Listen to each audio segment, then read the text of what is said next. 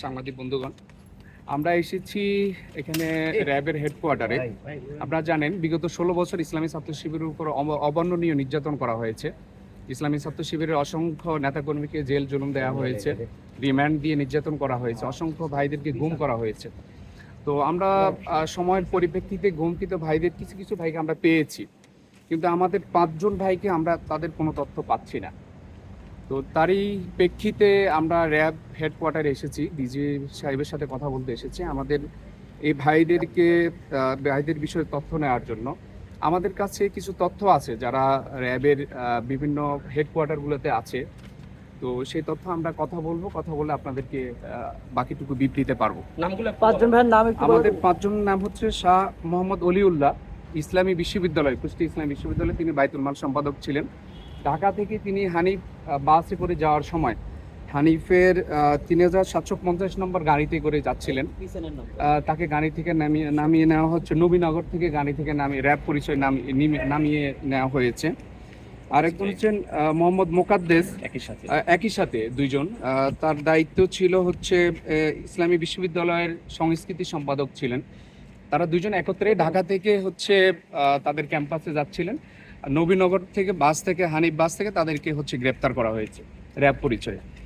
এরপর হাফেজ মোহাম্মদ জাকির হোসেন, তিনি আদাবর থানার ভারপ্রাপ্ত সভাপতি ছিলেন। তিনি আদাবরের কৃষি মার্কেটের একটা বাসায় ছিলেন। গভীর রাতে তাকে উঠিয়ে নিয়ে যাওয়া হয়েছে। তার পাশে আরেকজন ছিলেন, তিনি দেখেছিলেন যে র্যাব করে তাদের জামাত ছিল, পরিচয় দিয়েছিল যে র্যাব তাদের উঠে নিয়ে গেছে। আমরা আর কোনো তথ্য পাই নাই। এরপর মোহাম্মদ জয়নাল আবদিন, এই তারিখগুলো হচ্ছে 2013 সালে 2 তারিখ, হচ্ছে এপ্রিল মাসের 2 তারিখ হচ্ছে হাফেজ জাকির হোসেন। আমরা পরে আপনাদেরকে দিয়ে দিব। এখানে জয়নাল আবদিন আর হচ্ছে রিজওয়ান, এই 5 জন। ওকে, আসলে এই 5 জন আপনারা 13 সালের কাছাকাছি আপনাদের এরা গুম হয়েছিলেন। জি, আপনাদের আসলে মূলত এই তাদের খোঁজ চাওয়ার পরে আপনাদের দাবিটা কি থাকবে? তাদের খোঁজ চাওয়ার পরে আমাদের দাবি হচ্ছে তাদেরকে আমাদের মধ্যে ফিরিয়ে দেওয়া। এখন আপনারা জানেন গুমকৃত অনেক ভাইদেরকে আমরা ফিরে পাচ্ছি দীর্ঘ 10 বছর 12 বছর পরে। আমাদের বিশ্বাস আমরা সেই সকল ভাইদেরকে পাবো। আমাদের কাছে মনে হচ্ছে তারা এই হেফাজতগুলোতে আছে, আইন শৃঙ্খলা বাহিনীর হেফাজতে আছে, সেই জন্য আমরা কথা বলতে এসেছি। এটা আমাদের দাবি। আপনাদের অভিযোগটা মূলত কাদের প্রতি?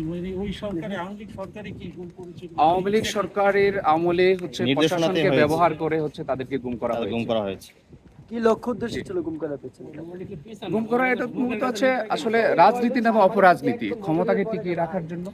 তাদের লক্ষ্য উদ্দেশ্য তো একটাই, যে তারা ছাত্র শিবির করে।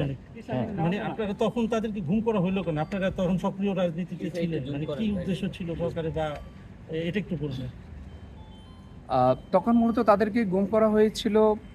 জানেন ইসলামী ছাত্র শিবির এই দেশে একটি শিক্ষা প্রতিষ্ঠানগুলো সুস্থ রাজনীতি করে, এবং হচ্ছে আমাদেরকে ছাত্রলীগ ছিল ইসলামী ছাত্র শিবিরকে কোনোভাবেই আমাদেরকে ক্যাম্পাসগুলোতে থাকতে দিবে না, এবং এদেশের রাজনীতি ইসলামী ছাত্র শিবিরের ভূমিকা রয়েছে, সেই ভূমিকা যেন না রাখতে পারে সেই জন্য আমাদের এই সকল ভাইদেরকে গুম করা হয়েছে।